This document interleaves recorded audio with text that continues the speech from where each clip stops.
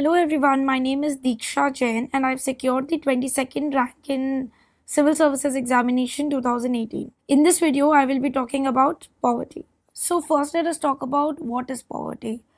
It has been defined as a socio-economic condition in which a certain section of society is not able to meet the basic requirements in life. This is an older understanding of poverty and it is not a very inclusive understanding.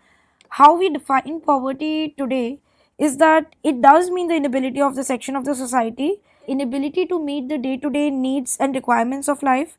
But in a broader sense, poverty is not just that. It is not just the lack of material resources or income, but it is also about the non material conditions.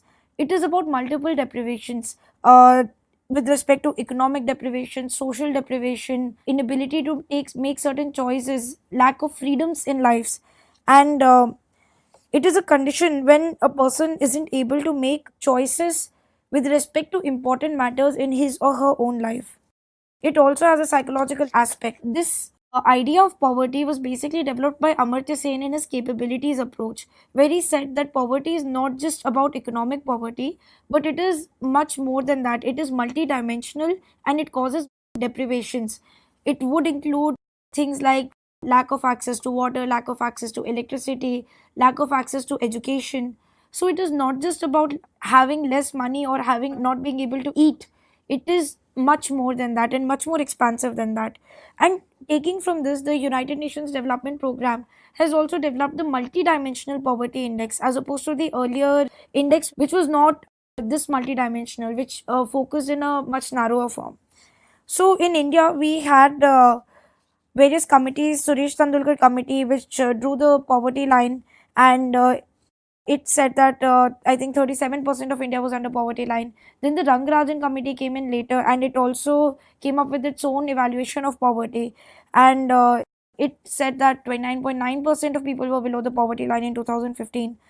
But the a basic framework with which to just draw a homogenized and uniform line has been absent. At the same time, the last one, the Rangarajan Committee report, is considered to be drawing from this. The United Nations Development Program has also come up with the multi-dimensional poverty index, which is not just about economic poverty, but includes indicators of health, education, standard of living, assets owned, etc. So, the idea and conception of poverty has become very wide and much more broad over the years as more and more research has gone into it. In India, we had the poverty line by Suresh Tendulkar, and according to it, 37% of people were under the poverty line. Then we had the Rangarajan committee, which also came up with its own conception of poverty, and so on and so forth. Poverty is a problem that India is facing to this day, although we have combated it a lot ever since independence as well. So let us now delve into the causes of poverty. First is economic causes. Backward agriculture. In India, agriculture is more labor intensive and less productive, because of which the income of the Indian farmer is very less, and many of the rural Indian farmers are under poverty. B. Slow process of industrialization and urbanization. The industries, manufacturing especially, has not caught up the primary and secondary industries in India. So that has also led to that has not led to the same rise in wages which was, for example, experienced in industrial revolution in European countries. There has also been increasing economic inequality, and that has also furthered poverty. Lack of sufficient institutional support system in terms of credit facility, land reforms issues, or financial inclusion, and many the institutional support of health and education also. So this has also deepened poverty in India. Unemployment and indebtedness are also very high among the Indian poor, and they have all further put them into the trap of poverty. Second would be social causes. Within social causes, caste system is also an important factor. Many of the poor in India are also belong to the lower caste, because both factors enforce each other. Moving on to social causes, caste system is one major factor that has affected. The caste system deprives people of land, education, discourages labor mobility, and furthers poverty of those belonging to the lower caste. Apart from that, prevalence of corruption, poor level of education and skill development, and even superstitions have contributed as social factors to poverty. There are also individual factors like high alcoholism, gambling, poor status of health and education, poor sense of motivation of achievement. So all these individual factors, depression among farmers, etc., also further poverty in India. There are also many consequences, I would say many evil consequences of poverty, which basically functions as a cycle which creates other harmful cycles. Poverty leads to high population growth, poor quality of human resource, bonded labor, child labor, naxalism, malgovernance. It is a threat to ecology. It increases law and order problems because of increasing frustration among the population. It leads to increasing crime and delinquent behavior. And poverty furthers poverty. Once the culture of poverty is the vicious cycle of poverty, as we say, once poverty leads to so many of these bad things, and they further poverty, so it is very difficult to break out of this vicious cycle.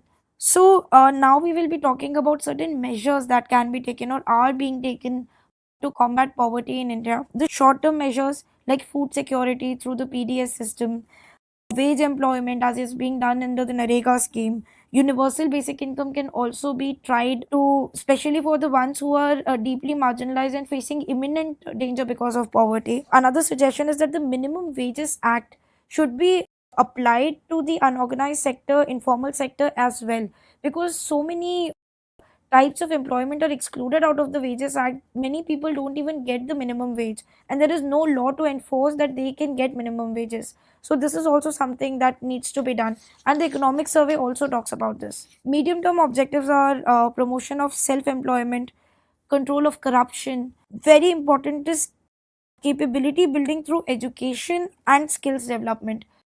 If you give a person money, that person can eat once, but if you skill that person and if you provide education to a person, it is a way of ensuring that the person can earn his or her own livelihood and can basically widen the choices that he or she has.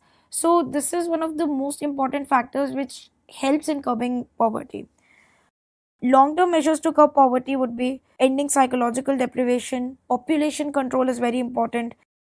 Industrialization and urbanization have to be promoted in a planned manner, so that without harming the people, they are able to improve the wages of people, basically improve wages of people, improve their income, provide education to them. There needs to be specialized focus on backward areas which are specifically suffering.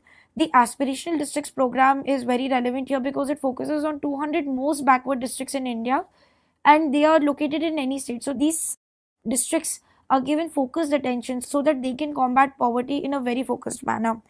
Then there also needs to be proper work on controlling natural calamities, and there needs to be effective disaster management. Whenever a disaster strikes, a flood comes, a drought hits, or a cyclone comes, the most affected are the absolutely marginalized and the poor. They don't have proper houses, their houses are washed away, they hardly have any belongings, and hunger and starvation. So these are the people who suffer the most in disasters. So there needs to be proper disaster management and rehabilitation for them as well. Some important schemes for poverty eradication in India are Mahatma Gandhi National Rural Employment Guarantee Act, NULM, that is National Rural Livelihood Mission, National Urban Livelihood Mission. What we really need is to move from a vicious circle of poverty to a virtuous circle, whereby positive enforcements of education, health, even economic assistance, we are able to get people out of that vicious circle, and as a country we can move forward on the path of development. So that will be all for poverty. Thank you.